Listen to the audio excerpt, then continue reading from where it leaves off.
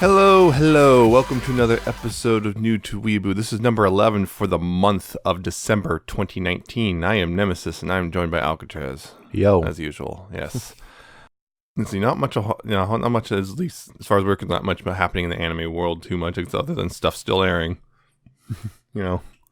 Anime still exists. I bought the rebuild of Evangelion movies. Oh, yeah. For cheap. I was like, so I haven't watched them yet. I haven't had time, but I do have them, so I'm going to watch them eventually. Because 3.0 plus 1.0 is coming out next year. Yeah, there's that. But we're not here to talk about the Evangelion stuff again. We're going to talk about Bodacious Space Pirates, as I said last month. Yes. And Bodacious Space Pirates is a fairly recent-ish anime. It came out actually in 2012. Early 2012, that's when it first came out. Just a quick thing before I actually get into the details and stuff. Yeah, I actually would say it's a really fun space romp, really, more or less. That's just, about a high schooler becomes a space pirate captain. Yep.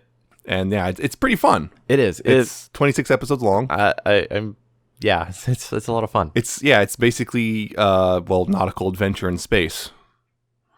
So I would highly recommend just checking it out overall. Even the movie, there's 26 episodes plus movies. So I'd recommend checking them all out. They're the series on both Crunchyroll and High Dive, and the movies on High Dive as well.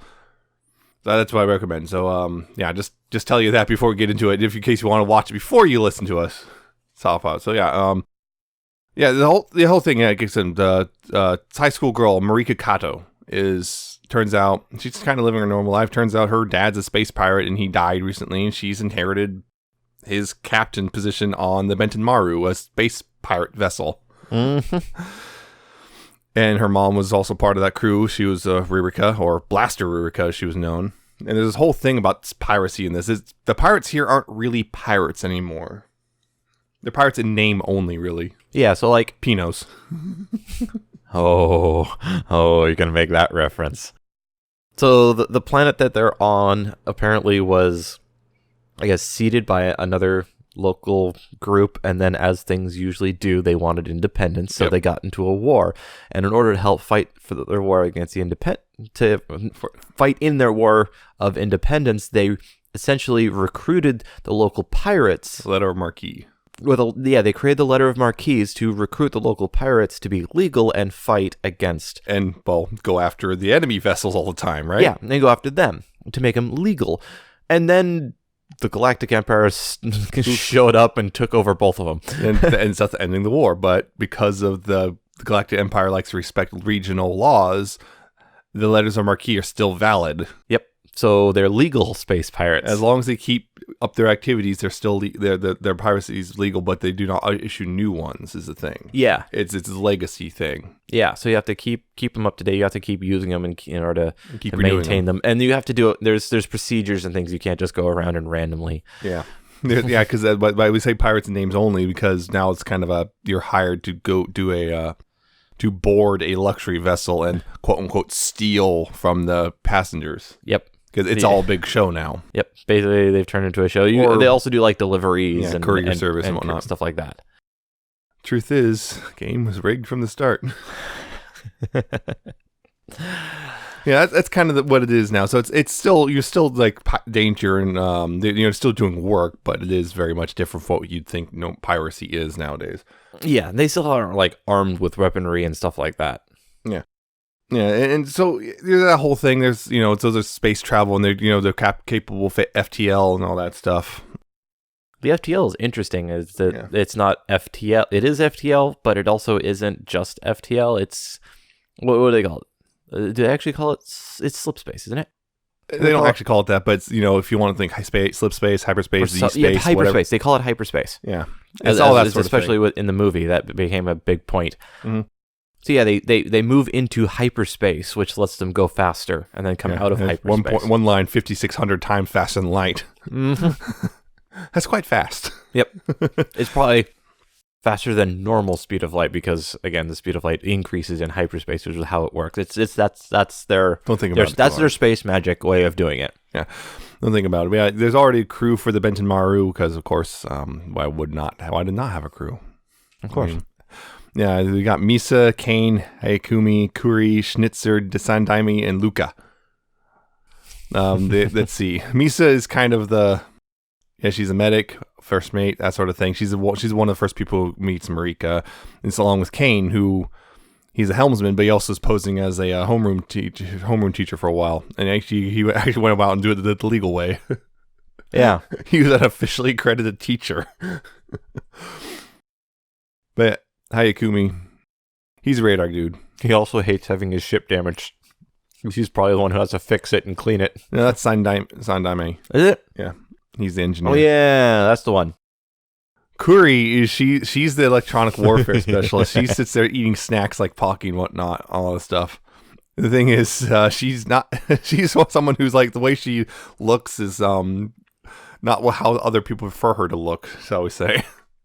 She's a nerd. She's like the gremlin nerd. Yeah. Thing is, basically she's very attractive, but she doesn't care. Mm-hmm. Unless they need her to, and then she uses it as a tool. And then you got Schnitzer, who's a tactical officer and a cyborg. He's huge. Yep. He's huge, so he has huge guts. And Luca, who's the navigator. And also, she supposedly psychic, but the thing is, her reading, she can't seem to decipher what they are. She says she can see something, but she don't know what it is, but she can see it. Yep. And she also kind of keeps to herself for the most part. She doesn't really get involved with anyone. She just kind of comes in, does her job, and that's about it.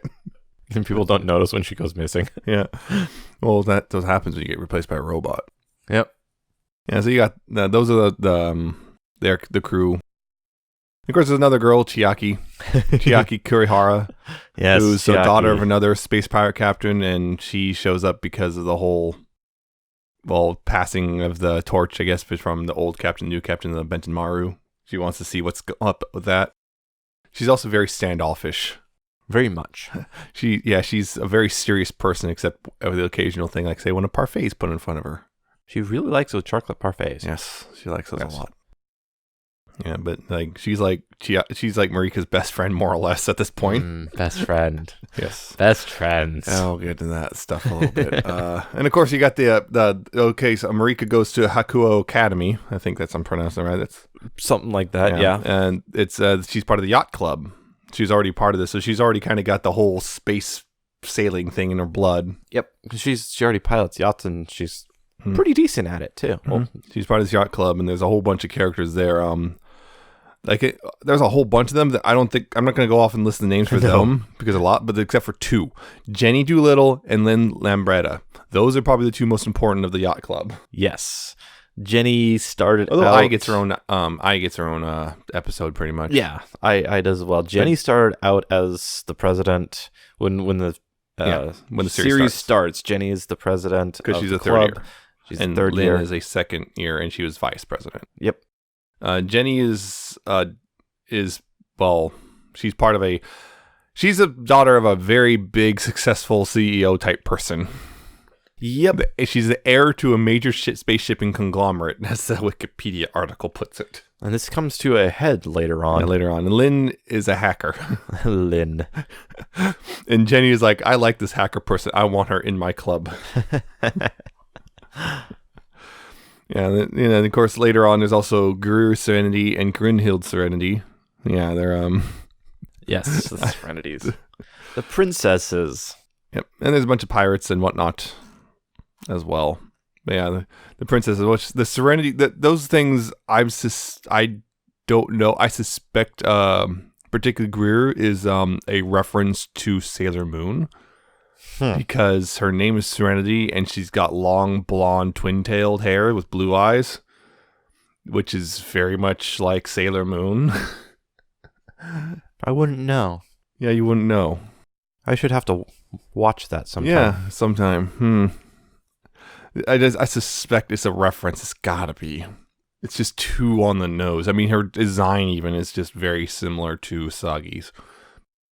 Yeah, I think there might be also Revolutionary Girl Tina reference somewhere in there too. And there was definitely a Star Trek reference in the movie. Because lots of Marus, including eventually, hey look, the Kobayashi Maru. Yes. That has got to be a reference. I mean, you at this point, anything Kobayashi Maru is yeah.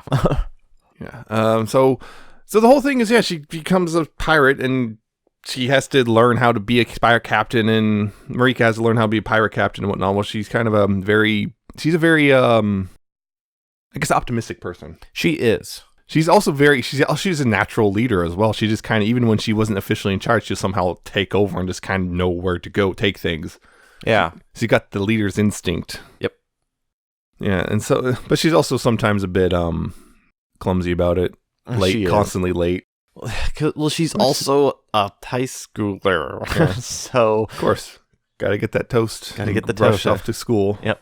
Although they never had the running with the toast. A lot of running and late to school, but never with toast in the mouth. Not.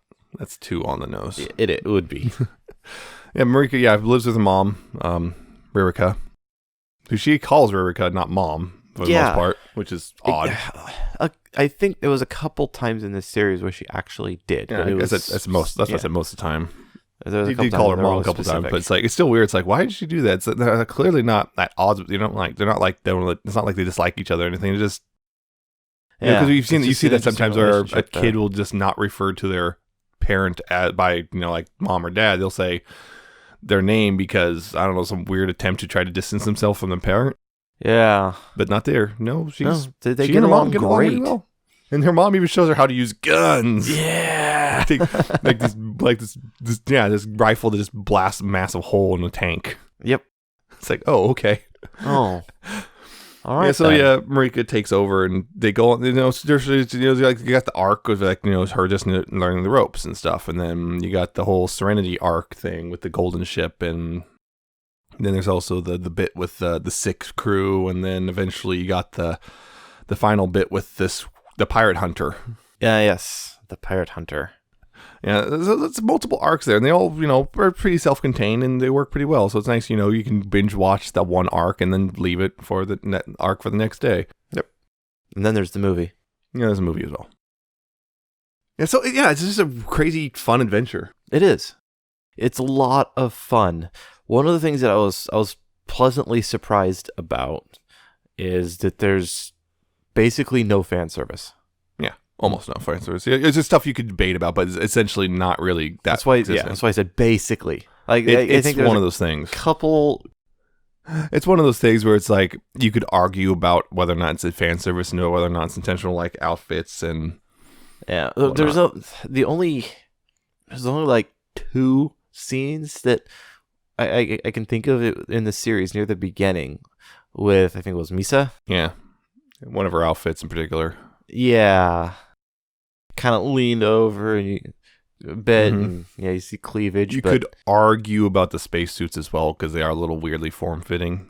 I guess, but sometimes spacesuits... in a weird way. Yeah, but I don't think that... Like their vacuum seal type thing. It's like... Which, it's a little weird when it's like, it looks like that. It is, although in space you do have to maintain pressure. Yeah, it wouldn't do that. Usually the way we do it now is differently, but I suspect the way that it's designed would be a little uncomfortable, to be honest. A little bit, but I think all spacesuits are going to be a little uncomfortable regardless. Yeah. But yeah, most part that's clean. But yeah, it's basically, if you've ever seen Treasure Planet, it's kind of along those lines. Yeah. It's not quite the same, but it's very similar in that, it's just, a nautical adventure, but in space. Yeah, one thing, and yes, Nautical Adventure really, really works here.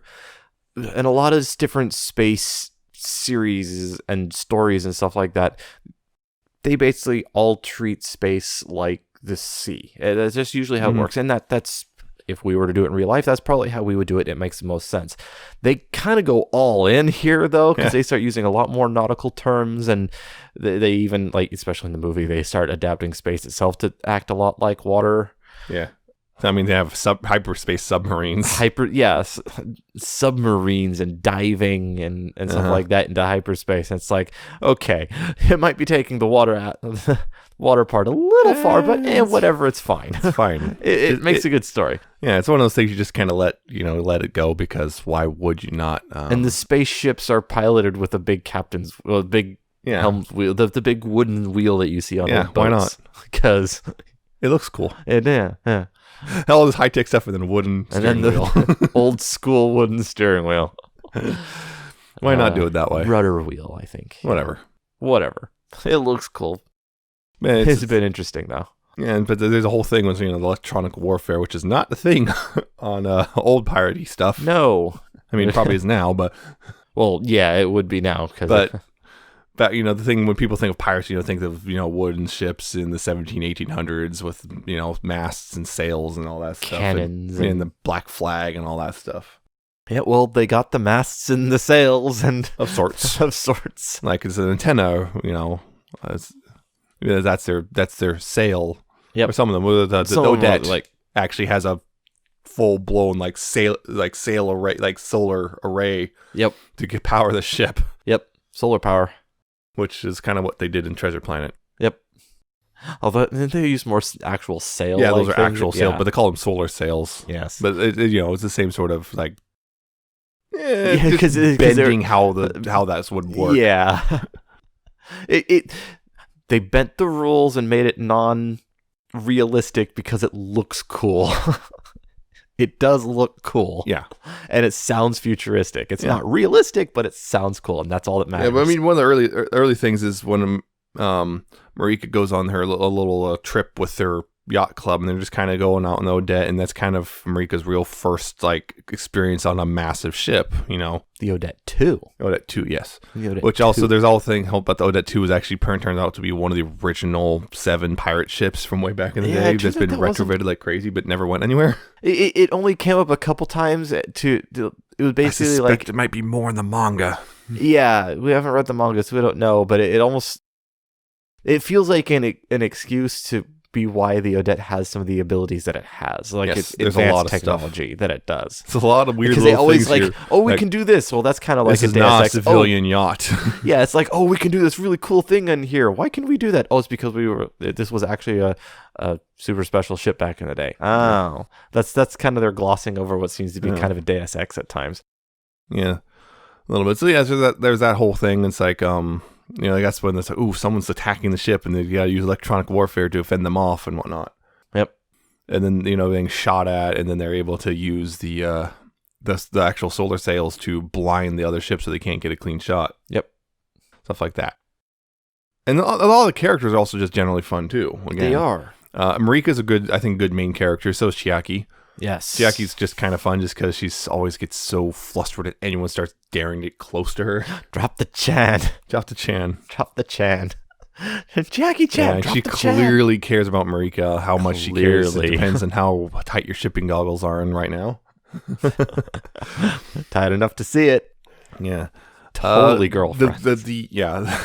The crew of the Benton Maru are fun. I really like Luca just because she just kind of does her own thing, and she doesn't really get involved in anyone else's business and whatnot, and to the point of she went on vacation. She changed her plans. No one noticed when she came back because the robot was able to. There was a robot replacement who was supposed to spy. The only reason they figured out was because she said something about she suspects that Kane was a spy.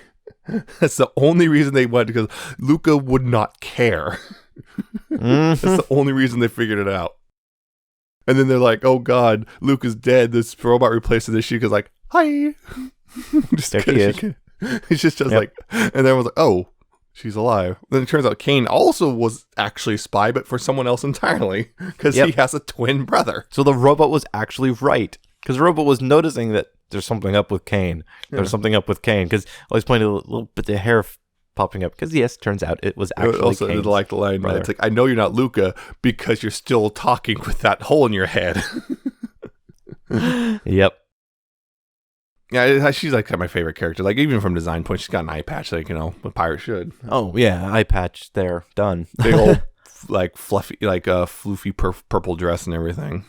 Eye patch. She keeps quiet. Says vague things that sound mystical, but They say nothing.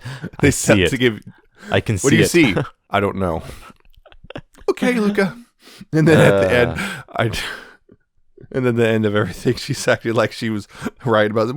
You didn't tell us anything. But apparently she's good at a navigation job too. So there you go. Yep, that's it. Because every time I need Kane's asking for the directions and speeds and stuff. I already sent it. Yep. It's like, okay, That's a pretty good job then. Yeah. As well, of course, there's the other pirate ships like the Barbarossa, which is where Chiaki's dad is pirate captain. I mean, she's probably supposed to inherit it, but there's a bit at the end where he's all like, well, I'm not retiring anytime soon, so what are you going to do? Yep. Like, kind of nudging her to go off with Marika. Join your girlfriend. Yeah, we keep saying this because, it didn't help that right in the beginning, Marika saw Chiaki and said, oh, she's cute. Oh, she's cute. Granted, the problem is in Japanese media, that doesn't necessarily mean anything because, girls just openly call each other cute. It doesn't matter. Yeah. It doesn't necessarily mean anything. However, as far as I'm concerned, it means something. Shut up. With everything else we've seen. Yeah. What was the other thing? Of course, getting into that, Jenny and Lynn. Ah, yes. So eventually we get to the point Jenny graduates and goes off, and Lynn becomes the new president of the yacht club, and then the previously mentioned aspect of her family. Yeah, then that's also when the Benton Maru's crew gets ill because of a bad delivery. They were supposed to deliver something, and then the container opened, and these space monkey things were like infected with some virus that they caught, and they had to be in quarantine for a month. So someone needed to crew the ship because of their letter marquee was going to expire. So Marika got the yacht club to do it. Yep. And whatnot, and then they did a mission of this typical thing of board the ship and pretend to all that stuff, and then Jenny said, or not Jenny, Lynn says, "Hey, I have a mission, and I want you to kidnap someone." It's like, wait, hold on, that's actually illegal. Wait, that's illegal. We're pirates. We can't do that. That's illegal. Yeah. And it turns out Jenny's the one who actually apparently has the job, and then it turned out not to be a kidnapping anymore because Jenny escaped from her thing, because Jenny was apparently being put into an arranged marriage that she did not want. It was all political so that she could be put out of the way from her uncle, who's been trying to take over the company. By being married off to some politicians, she can no longer take over the company. Mm-hmm. That was the whole plan. She didn't want it, but partially, one, she didn't want that whole thing to happen, and two, she didn't like this guy at all. Who she likes is Lynn, because when they first reunite, they kiss, like straight up. Yep, and everyone else was like, "Oh wow!" Right on the bridge of the Benton Maru. Yeah, so that's the whole thing. It's like, Jenny and Lynn have their whole thing going on. Oh yeah, yep, canon. Yep, and that's actually a funny thing. That's part of the reason I always watched this in the first place, because I watched Flip Flappers way back when. And I was looking it up, and it was on someone's list. It was like, this is a list of things I recommend, and their Flip Flappers on there, and then on there, Bodacious Space Pirates, and they said canon lesbian romance was one of the things. It was like, it's a really fun, basically really fun space adventure, but also there's this canon lesbian romance. Okay, cool. And I watched it, and there you go. Actually, when I didn't know, I thought for sure, it's going to be Marika and Chiaki, right? No. So I'll be honest, I was a little disappointed with that. Was it the ones I thought the one I wanted. Another thing is, it is kind of like barely there. It's like they're like it's secondary characters, and it only shows up like more than halfway through, and it's very brief, and then they're back, kind of more or less back in the background again. So it's like, it's kind of like it's there, but it's like it's not a whole lot really. Yeah, it's not the main point of the show. It's still, and then I mean, there's the old Golden Ship thing, like that the whole thing, which turns out the Serenity royal family, they're all basically born through this artificial womb. Mm-hmm. That whole thing was going crazy. Yeah, this golden ship, this massive, like, colonizing ship, basically. It's just keep randomly warping around space because some old tech or whatever. Yeah. Not true FTL, but yeah. Yeah, bouncing in and out of hyperspace and creating a mess whenever it does. And it turns out Serenity's been harvesting it for stuff constantly because, because they're in financial trouble or something like that. Constantly, every single time. And this time, there's nothing really left. Yep. Most of the people in it dead too. Yeah. Because the ship was actually very, very Except old. for starting one to shut down. little baby. One little baby. The last member of the Serenity family, I guess. Yep. Yeah. The 9th. I think they're the older princess. Yeah, I think the baby was a boy. If I recall correctly. Yeah, so it's you got this whole thing where it's like Grunhild and Gruyr were like at each other's throats about this whole thing because they had different ideas how to handle things and blah. It was kind of weird thing. And then Grunhild eventually came around, and now she's still kind of a little untrusting of new people, but yeah, she's fine. Don't worry about it. She's fine. Don't worry about it. Shut up. But yeah, there's also the other thing I wanted to mention is the music's really good too, because a lot of it comes is a lot of very much nautical inspired type stuff. So it's kind of stuff you'd hear in, like, you'd imagine, on a pirate ship. You got that sort of music. You got the violin, the strings and stuff like that. All that stuff. You got. I think I heard a bit of a. What was I thinking of? I think. Yeah, you get a bunch of different musical instruments in that you kind of associate with piracy nautical stuff, like including like accordion type stuff. The concertina. Yeah, and at one point bagpipes. Yeah, sound like bagpipes. Yeah, it's everyone sounds nautical. Fits thematically with it, and I think it works well. But it also has this big old more epic stuff going on when things get intense. There's a couple misunderstandings here and there, like, hey, you have our princess, please release her. It's like, she's here voluntarily. She boarded our ship. Not our fault. Yeah, because of political turmoil. Yep. No. One of the things that I was kind of pleased to see, it's a tough one, because a lot of people really don't like it when they get into that little detail, and they didn't, but they tend to like follow certain procedures. Like you see when they interact with like air traffic control or stuff like that, they tend to go through like realistic procedures, and it's really cool to see it. That pushes some of the right buttons for me. I like hard sci-fi, so when you start doing stuff like that, I get interested. There's an actual system that they thought out. He's like, you actually did that. But yeah, like that. I like hard sci-fi, which I know sometimes the a pirates lot of break those rules because they're pirates. Yeah. I know a lot of people really don't like hard sci-fi. It can get kind of dry, and they don't take it to those levels. But I did like seeing some of those things, like, oh, they're actually kind of paying attention to how this stuff would actually work if it were real. A lot of the episodes open up with often not really recaps or anything, but like these monologues about the nature of space and people and what it means to be out in space, all that stuff, like the spiritual meaning of it and stuff like that. It's just all this waxing poetic about space exploration type stuff. It's pretty neat. Yeah. For the most part. I mean, some of it's a little different, but yeah, for the most part, that's what you get, is like waxing poetic, and it's really nice. I like that.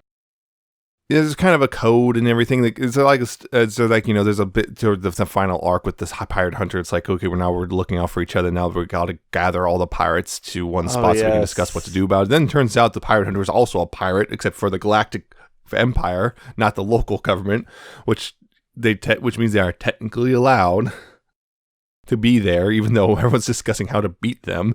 Yep. And then you get this, so you got weird standoffs where like Marika is able to disarm things by doing a standoff in a weird, unexpected way. Yep.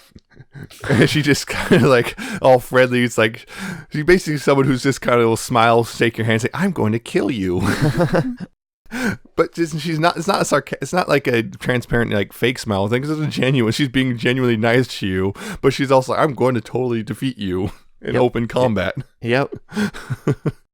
Because that whole thing was like they linked up all the ships, electronic warfare type stuff, so they could counter this. Because now there's 3 gravity shit, like these. Because those pirate hunters controlling 3 ships at once, and they're super powerful. Yeah, but they're able to beat them. And then of course this other pirate showed up, who's also from the Galactic Empire pirate and stuff. And it turns out there's this whole weird reveal that turns out the local pirates were just emulating the Galactic Empire model. Yep. Also, the secret about the other galactic pirate that was there. Yeah, I'm trying to remember what the name of the ship was. Parabellum. Imperial pirate ship Parabellum. That's right. Yeah. Yeah. It turns out Ironbeard there. Ironbeard. Turns out that's actually Marika's dad. Yep. That was kind of revealed, and then also Ririka has taken a new job for him. Yep. Although it seems to not have lasted that long based on the movie. Yeah. The movie takes place about a year later. Yeah. Or so, maybe less than. Because the movie takes place right when she's about to becoming a third year. Yeah, she became a third year. That's right at the beginning of that. That's when the movie takes place, and she was a second year by the end of the series. So yeah, it's not a whole lot of time has passed between series and movie. Not a whole lot. But enough for them to apparently undo the modifications they did in the final finale. Yeah. Because, yeah, they had to modify it just significantly just to be able to fight this thing. These gravity-altering ships that move in insane, impossible ways. I will say, that was just kind of ridiculous. It was a little ridiculous. It was kind of cool, but it was kind of dumb, too. It's like, but why, though? Zigzag, because it's intimidating. Not just the zigzagging, but the spinning around in circles in one spot. Just like, but why, though? It would freak you out. If you're fighting that, you go, what? Think about that. It's just, I think it's almost intimidation. I think it's just sheer look what I can do. I mean, that would confuse you. Like, you're just sitting there just trying to figure out what in the world's going on, then you're dead. The zigzagging makes complete tactical sense. Yeah, it does. If you could do that, you would. Because it's hard to do spinning around in circles on one spot makes no tactical. I don't know. It's probably some weird side effect of the gravity generators. It's the only thing I can think of, but because the ship comes out and then when they activate, it has to angle down and go vertical. The ship goes vertical. There's no up and down in space. You know what I mean? If you're looking at it, it just yes. And that's the thing. They talk about that. How that remember there's actually a whole bit in there talking about the whole there's no up and down, so you kind of have to make your own thing. It's like, look. Oh yeah, that whole thing. Listen, you have to kind of establish something because otherwise it's just nonsense. Have you read Ender's Game? There's a lot of that stuff going on. Yeah, the whole final arc was pretty great. It kind of reminded me a little bit of Pirates of the Caribbean, the whole Pirates Council and everything. Yes, Pirate Council. Yeah, I got that. And there's a whole thing where it's like you don't fight here. No fighting in the war room. Yeah, exactly. This one cook, who's the son of one of the sons of the legendary chef. Yes, apparently all the different places have a child of the legendary chef. There's like 5. Yeah, I think there's brothers. Five brothers. And they're all over because Marika thought she found him, and she almost did. She found one of the sons, and because she was assuming he was. Like, I'm not the legendary chef. She's like, what? I'm his son. Oh. So she was on the right track. You're on the right track, yes. She kind of almost got it right. She just, because, last time, when she saw the legendary chef, she was really little, so it would make sense she just kind of assumes it's the same person. But there's every pirate has a old radio, out-of-date radio in there that no one removes because it's for getting the signal to go to the pirate. The pirate's hive. Yeah. Let's just play a song. There's this one song they play, and it's like, that means go here. Yep. And then, of course, Marika and Chiaki recorded a new version. Chiaki was embarrassed. It's like, why would she do that? Why would she play it for everyone? Her dad's so happy about it. So happy. And she's like, no! It's wonderful. I like Chiaki. Yeah, I can tell. All the characters are great. All the characters are great. Everyone's got their favorites. Yeah. Also, I do like also a lot of the spaceship designs are pretty neat too. Yes, the spaceship designs are amazing. The Odette 2 is basically a needle until it opens up all its solar sails. The Odette 2 is an amazing looking ship. The Benton Maru is an amazing looking ship. And the Barbarossa is kind of like the same, almost like a sister ship because it's almost identical in design except for they started from the same base and then branched. Yeah, it's built on the same base model or something like that. Same frame. Not surprising. Both have been heavily modified. Same class. That's what I was. You could say it's the same class of ship, possibly. Yeah, they've both been heavily modified to the point of they had when the real pirate crew's sick, they had to hastily write up a manual on how to operate it because it's been so heavily customized that it wouldn't matter if they had a manual or not. It would be completely wrong. There is no manual for this. Yes, because we just knew how to use it. Now we have to write a manual so these kids don't kill themselves because they're the ones who made it. Yes. Yeah. There was also the movie, which we haven't really touched on too much. The movie's kind of weirdly disconnected in some ways. Yeah, it's this whole its own story where it's like this kid shows up and he's the son of some hyperspace explorer submariner guy who's like going out and into hyperspace in a submarine. Yep. And like he's running from people because they want things. There's this whole company who's controlling a whole bunch of other companies to get their own way. Yeah, Yggdrasil. Yggdrasil parent company conglomerate thing. Trying to do something or another, which isn't adequately explained, but they're doing something, and it's a corporation, so probably can't trust them with Basically, the entire movie is capitalism is bad, yo. Yeah, well, what do you know? Pirates think capitalism's bad. Yeah, there's that whole thing. So Marika winds up, apparently their dads both had some deal, and Marika's just following through on it, and that was the thing. And so there's this kid shows up, and they have to do this whole thing with going into hyperspace and whatnot. And the movie's all right. I don't think it's the best part of this whole series. It's fine. I would honestly say if you're not really interested in the movie, you don't need to watch it. It has nothing really valuable to add to the series, what happens in the series. I think it's its own spin-off in general. Yeah. There's some cool scenes and funny bits to it. But if you're having a hard time watching it, is really not work. Yeah. You don't have to really go out of your way to do so. It's fun, but it's not necessary. I think the stories in this series were probably more interesting than the overarching story in the movie. Oh yeah, for sure. But especially since there's a lot of stuff like completely left unanswered in the series, but I suspect that's because manga. Mm-hmm.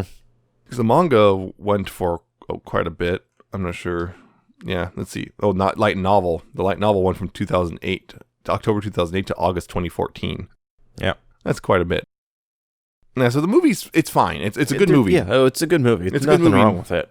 That was really enough. They did not make a new song for the movie. They just used this OP song from the series, which is unusual. It was a new closing song. Yeah, it was a new closing song for sure. But they didn't make a new opening song. But yeah, I have this whole thing. It turns out you can jump lanes in hyperspace. Yes. Except it's really dangerous. Yeah, because apparently hyperspace is made not only of multiple layers, but multiple routes within it. It's a series of tubes. Yes, there's a series of tubes. It's a whole bunch of interconnected tunnels throughout hyperspace in which you can travel really fast. Well, you can travel. And usually in the end, because the kid did what his dad wanted, even though initially he did not like his dad because dad wasn't ever really there. Yeah, that sort of thing. Yeah. Eventually he did, and turns out that opened up even more hyperspace routes and whatnot. Mm-hmm.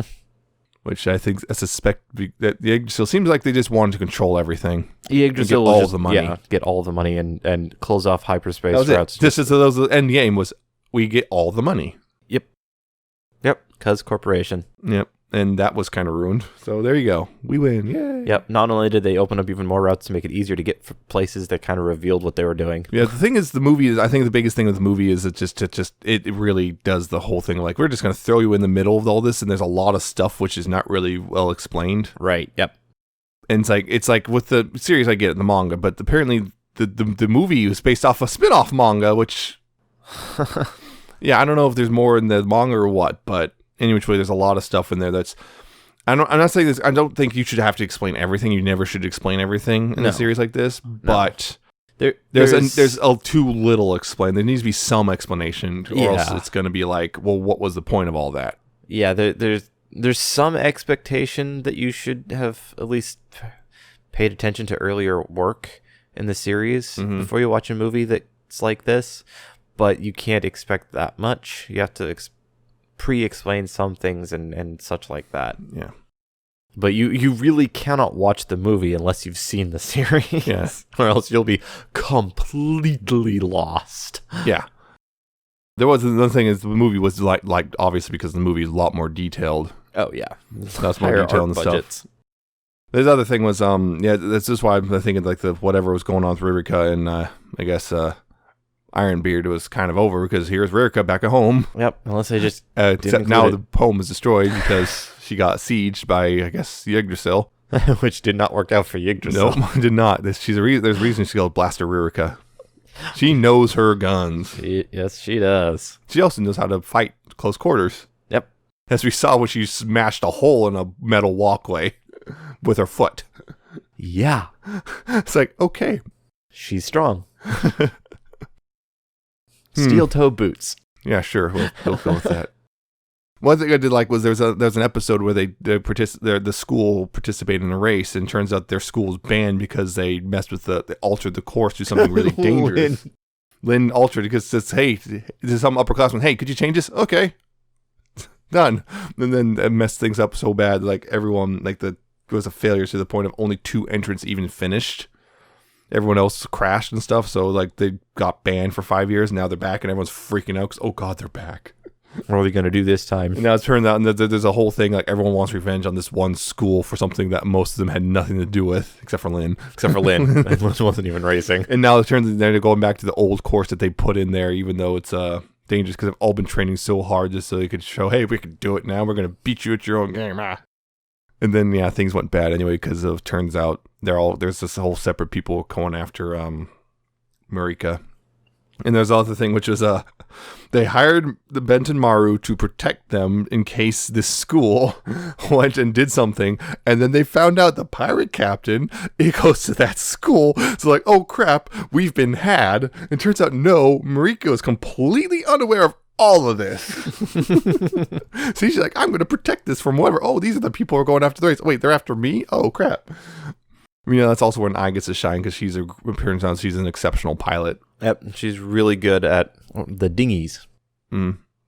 She's a dinghy pilot. Also, this is a cool bit because like you get the Benton Maru coming atmosphere, even though it's really not supposed to. No, I really like that. It's a ship that's not designed. It's nothing about the aerodynamics do not work. Yep, and it's in the atmosphere. And it's like I can't believe we're flying atmosphere. We're not flying. We're just not falling. We just have we're not flying in atmosphere. We just haven't fallen. You get the thrusters all along the bottom, all firing off just to keep it from hitting the ground and stuff. And all the alarms are going off like crazy. And it's like they can't fight this one guy because it's too fast. Because that was designed for atmosphere. They're not, so they can't really. Every time they can even get lined up, it can just move out of the way. The only way we can shoot it is if it gets in right in front of us, and it's never going to do that. Finally, to happen. Yep. With and then they're like, can we leave now? Oh, right. And then you just finally leaving this massive cloud coming off. Because it's how much, yeah. Because I love that bit. Just like we're just sitting here, like we're doing something we really, really shouldn't be doing. It's not rated for atmosphere. Yeah, that's a trope I've seen before. It's not, it comes up in space genre. It's not super common, but it's not uncommon either. I've seen it a few times, and it's always an exceptional event when it happens. Yeah. Is the Dawn even rated for atmosphere? We're about to find out. Halo did it with that one, and it handled that one just fine. Battleship Galactica reboot did it. The Galacta actually just basically belly flopped onto the planet, and then FTL jumped right before it hit. Oof. Just so it could launch. That was so it could launch its fighters out the bay in atmosphere underneath the blockade. Oh, fun! Is how they handled that one. So that was this thing's about to fall apart, and if we don't jump, we're going to crash into the planet because it's the full battle star. Yeah, because the Benton Maru is absolutely shaking itself apart. Yes, it's built not to have the pressure of atmosphere. Yeah. That, and it can't fly very well. It doesn't have good wings. It's like no wings whatsoever. Yeah, it's a tube with the big old. You don't need wings in space. There's no air. I do also like how in space, if you notice, they're doing the thing where they're not acting like a lot of space stuff. What it does was it's just like an atmosphere. It's like when they swing around, it's like there's a bunch of thrusters coming out, just swinging around. You you can spin around and just fly the other backwards. Way. Yeah. Yes, stuff like that. I think that was pretty proper physics. To a degree. To a degree. Sometimes I'm okay with them breaking physics for rule of cool. Yes, you can break physics as long as it doesn't break immersion. Yeah, which they didn't really. Which they explain it well enough, so it's like you know what they're doing is ridiculous, but it's done cool. Well enough that you don't actually care. It's just so cool though. So yeah, I think they did a very good job with. I also did like one thing I want to mention is Schnitzer. I like how he's big, imposing cyborg dude, and he's big on the outside. He's also kind of soft in the end. I mean, he's tactical. He's tired of weapons and everything. But then he's like in the movie, he's reading this little light novel. He's sitting there sniffling over it. Yep. And it was who asks for it? The movie. Curry. Yeah. Yeah. Curry, who, at one point dressed up all nice and stuff just to go, I guess, flirt her way to getting some parts she needed. And then she's like, ugh, I hated that. Back to glasses and all that stuff and like frumpy clothing and all that stuff. At the end of this series, when they link all the ships to the Benton Maru and all the other technology from all the other ships are just fawning over her. Oh yeah, all the engineers on the other ship are just fawning all over her. Yeah, in her not nice getup because they're all nerds. Yeah, she's kind of like, I don't want this kind of attention. I don't like this. No, go away. Stop it. Stop it.